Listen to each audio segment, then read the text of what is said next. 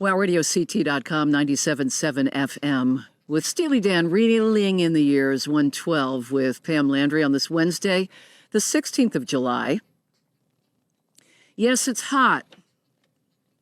Try to stay cool. 211 is the number to dial if you need to find a cooling center. And check on the older folks in your neighborhood, your family, your friends. Make sure they're doing okay. And take care of your pets, too. That's also important in this weather. I want to say one thing first. Welcome back to Holly. Aww. Holly is back from her hip surgery. Woohoo! Yay! Brian is still in the studio. Woohoo! Woohoo! Did you want to say welcome back to Holly? Welcome back. Welcome back to Holly. It's Your good to have dreams you were your back. ticket home. In the studio, Dr. Lynn Madden from the APT Foundation. And Doc, it's your lucky day because Holly's back. This is a big one. I mean, Holly has put together this whole interview pretty much from start to finish. Well, I had some help from our sales or person who's handled the sales, Robin. She helped coordinate a little bit, and we've had some folks from your place on before, so it's good. Dr. Madden is with the APT Foundation, and I first of all welcome to WowRadioCT.com. Thank you. I'm really happy to be here. It's nice to have you. Our honor to have you here. We did have some folks from the APT Foundation in, a couple weeks ago, maybe about a month ago. We had Chris Evans and his crew from the vocational department, vocational services. Yes. Who are the folks that look for work for the people that are going through treatment at the APT Foundation? They sure do. So our vocational services team, I think they were all here with you. And they're an excellent team. They work really well together. And what they do is they try to help the people who are using other services at APT Foundation seek employment if they would like to be employed. And many people who start out in treatment at APT Foundation are no longer employed or struggling to have, full employment. Yeah. And it's an excellent service for them. Great group. We forced each of them to go on mic with us. That was not hard, I bet. Some were a little quieter than others, but Chris Evans, the vocational services manager, was here, and he was just wonderful. So now it's almost like an extension of the family to have Dr. Madden here. The APT Foundation, you are the Chief Executive Officer of the APT Foundation. I am. How long have you been in that position? Yeah, I was recruited here to APT. I started on April 1st, 2006. April Fool's Day. You got it, right? So I'm coming up on 20 years with the Wow. APT Foundation. Wow. And it still feels really new and fresh to me. I can't believe 20 years have gone by. So we need to know what the APT Foundation is. Yeah, We're talking about it as if everybody knows what it is. APT Foundation was started in 1970. So that makes us one of the oldest substance use treatment organizations in the United States.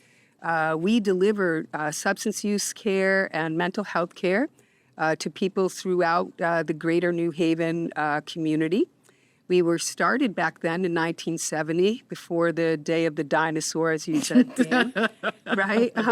By Dr. Herb Kleber from the Yale Department of Psychiatry and some of his colleagues. And the reason that they started this separate 501c3 or not-for-profit foundation is because it was the first time that the United States federal government actually began to give grants to research treatments for substance use disorder. Wow. Yeah. So they were responding to that. They started a separate corporation, its own board of directors, entirely independent of Yale University, although a lot of great collaboration there, in order to try to attract some of those grant dollars to the department so we could all learn more about how to take care of people with substance use issues. And you are also part of Yale University. I do have an appointment in the Department of Internal Medicine, Infectious Diseases as well, yes, as an assistant professor.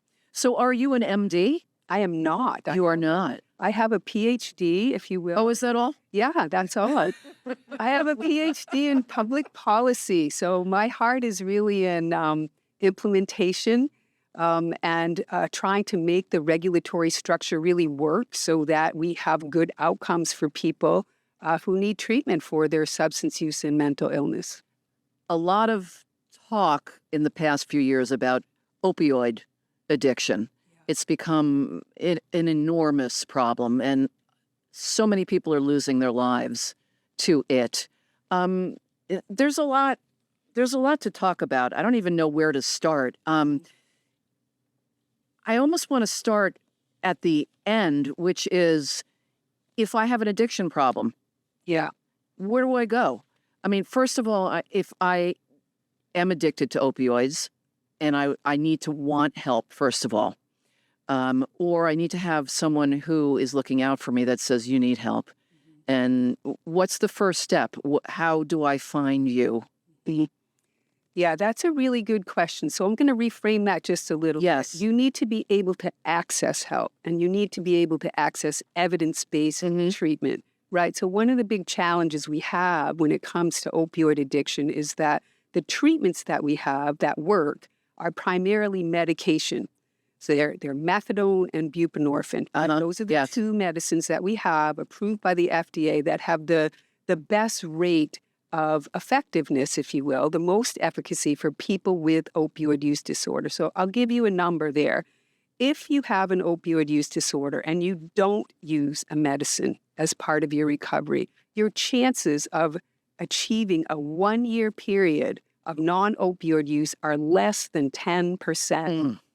Right? So what does that mean? That means 90% of the people who do achieve a 1-year period of non-opioid use are doing so with the assistance of a medicine like methadone or buprenorphine.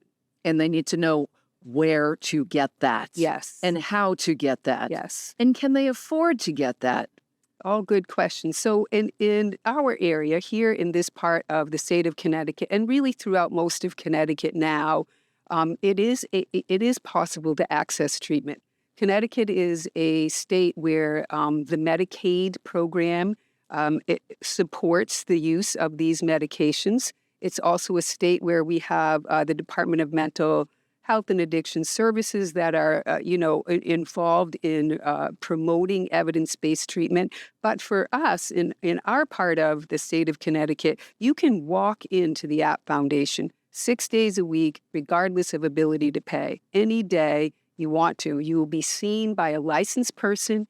You'll be fully evaluated, which is not the same thing as just straight up screening. You'll be fully evaluated. And at the end of that evaluation, the clinical person will talk with you and they'll say, hey, here's what's going on with you. Here's the diagnoses that we have come up with. And here's what your options are. If you want to or you choose to start a medicine that day for opioid use disorder, you will receive it before you leave. That day. That's incredible. Yes. I don't have insurance. I don't know how to pay for this.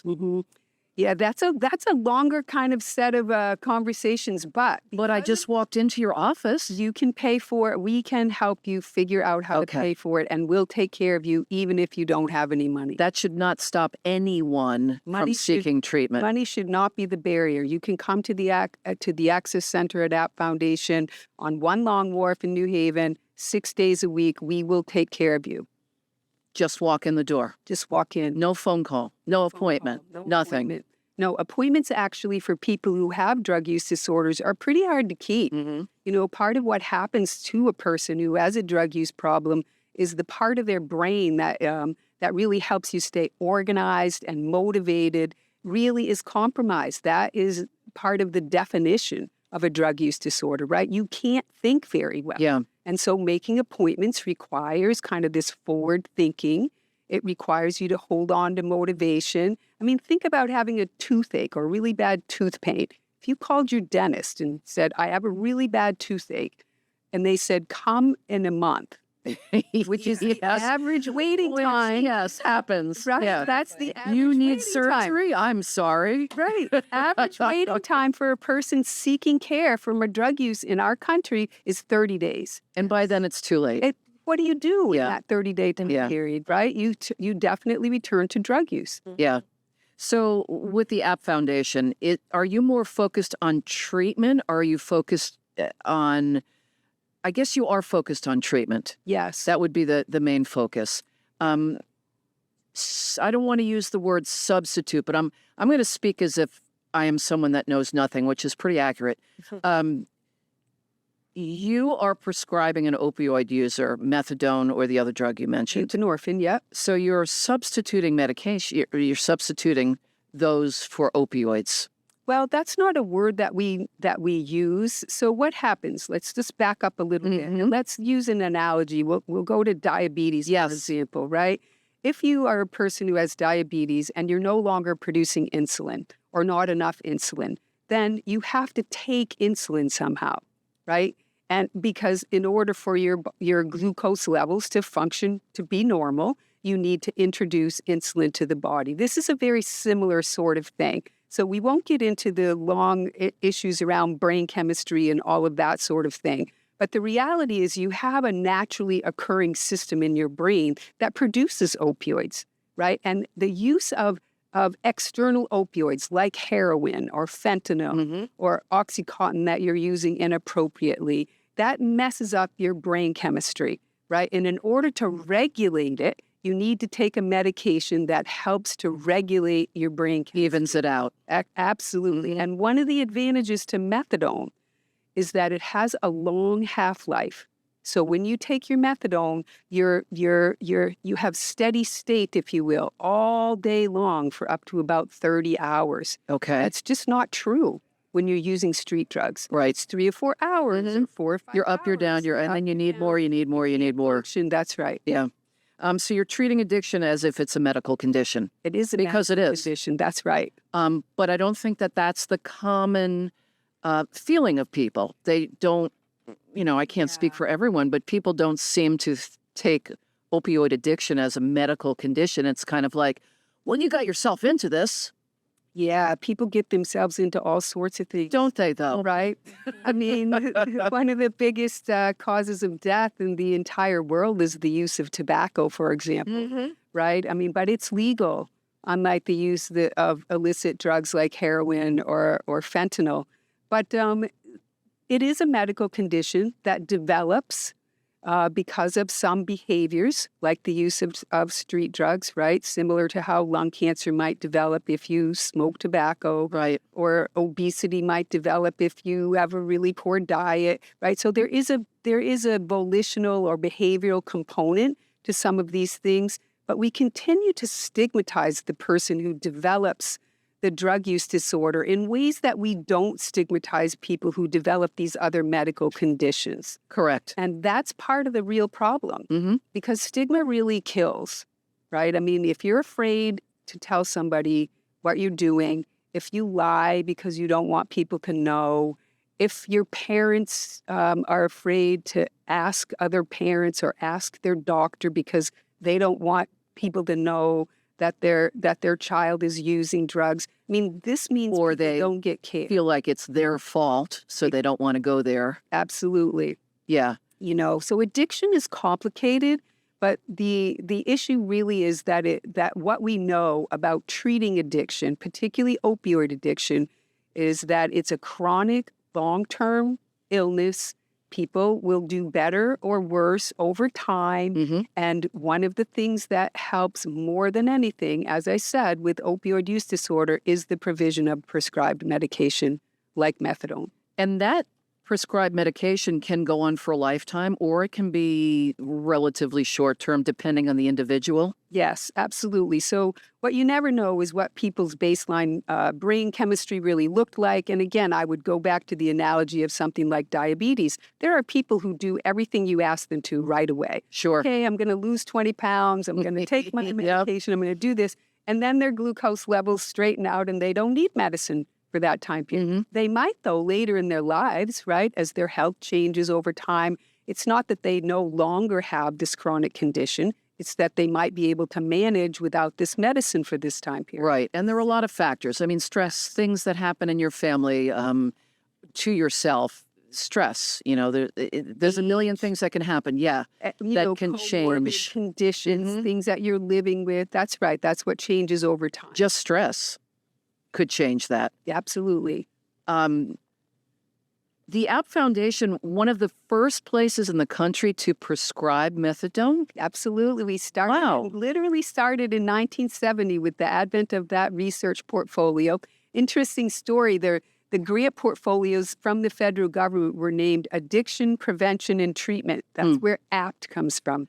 Oh. The founders of APT Foundation. APT. Again, Dr. Herb Cleaver and his colleagues, some of whom are still at Yale University, they just named themselves for that so that they could attract grant dollars, and they did. And we started providing care in 1970. We've expanded tremendously since that time. We now have 6 locations throughout the greater New Haven area. Well, you've been around a long time. Yeah. I mean, since 1970. You are running a campaign now, and we are happy to be running those advertisements or those messages on wowradiocT.com. We're talking today with Dr. Lynn Madden, President and CEO of the APT Foundation. It's called Let's Break Barriers to Treatment. Can you talk a little bit about that campaign? I sure can. I mean, I think that it's really important to keep in mind that everybody knows somebody who needs treatment, right? I mean, I know people in my own family who need treatment, who I grew up with, and, what attracts you to this kind of work. Yet the stigma associated with that remains extremely pervasive. Absolutely. Yeah. And so that's one of the things that really prompted us to consider doing this campaign. We have in our country 107,000 people who died of overdose in 2023. 107,000. It's incredible. That's in 1 year? Every day. Yeah. 224 people a day, if you do the math. And you have here in this on this piece of paper, over 70% of those people that died was because of opioids. That's right. 70%. That's right. I mean, and these deaths are preventable. One of the things that can help prevent death is entering treatment, right? So the rate of overdose among people in treatment is far lower than people who are not in treatment. That's really important. And that's true even if they don't stay in treatment. We want them to stay. But entering treatment and having a good experience at the beginning of treatment really means that your all-cause mortality goes way down. Your rate of overdose death in that group of people goes way down. I mean, first and foremost, don't die. Yes. Right? I mean, Exactly. We have to help people in that way. And so we're trying to break down the stigma and to help people understand that the medicine is the answer that we have right now. Yes. Right. And knowing that the treatment is there, I mean, the barrier can be that too, not just the stigma, but how do I get the treatment? I know I want it. Where do I go? How do I do it? Right. So I go to my GP and I say, listen, I'm addicted to opioids and I want treatment. I need to. Would that GP send me to a place like the APT Foundation? Your doctor is doing that? We do have physicians who do that, and I hope that your physician would do that. Your physician could also prescribe you medicine called buprenorphine, right, that any physician who's licensed in this country can prescribe, and it's very easy to use. But there's not a lot of that going on in many parts of the country, right? So your primary care focused practices, they don't necessarily feel comfortable. And I think it's a two-way street. I'm not sure that the people who are their patients feel real comfortable with that either, right? So first you have to tell someone, right, and then you have to get an appropriate response to that. So there's work to do along that whole pathway. For sure. Dr. Madden and the APT Foundation, again, talking a lot about the stigma of opioid addiction. Opioid addiction seems to be a bigger and bigger problem all the time. Is that true? Are there more people that are is it getting prescribed more to people with various injuries and such? So such an interesting question. So the prescription of opioids for the management of pain is actually declining. Oh. Yeah. So the federal government, several years ago now, our government released different prescribing guidelines to really to help physicians think about the use of opioids for pain management as a short-term strategy. Unless people have, severe terminal or end-of-life pain. However, when we talk about the profile of addiction, if you will, or people who are using drugs, The numbers of people using opioid drugs is ticking down very slightly. The number of people using opioid drugs, however, in this country is somewhere around 7.3 million people. Wow. Yeah, right. So that's a big number. About 13% of those 7.3 million people have been treated with a medicine for opioid use disorder. So conversely, 87% have not. So the rate of death or other harms of opioids remains very high. In Connecticut, we're fortunate. The rate of overdose death is declining, probably because we're using a lot of strategies like using Narcan and that kind of thing. Right? But what we also see simultaneously is the rate of non-fatal overdose. So people who are having an overdose but not dying is actually going up. And that can be because of Narcan and things like that. Right. So people aren't dying. More people are learning they're being trained in how to use that. Yes. And, So when we see that, what we say is that, so although the rate of fatal overdose death is declining a bit, and we'll take all the success we can, right? The use of drugs does not seem to be dramatically declining. And we have a big problem in Connecticut, a newer problem here over the last few years with the use of fentanyl. Yes.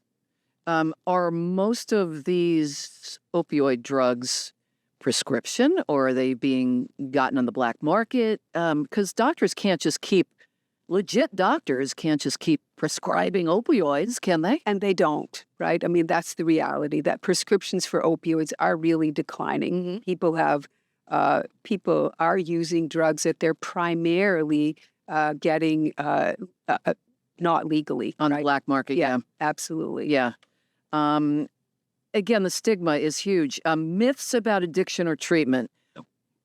What is your experience with that? What do you hear from people? Well, I think addiction has long been misunderstood, as we were talking about, as a moral failure instead of really a medical condition that develops. And then the major myth that I really talk about, and my team and I really think about all the time, is this idea that if a person uses drugs, they are not trustworthy and you can't trust them to make any decisions on their own behalf, right? That's just not accurate. You're a loser. Yeah, and that kind of scrutiny, it goes on forever. People are just waiting for you to make a mistake. And our regulatory system is kind of organized in that way, right? I mean, there's drug testing in all kinds of places that you wouldn't normally think of as places that would monitor a medical condition, for example. It can be really hard to get into treatment.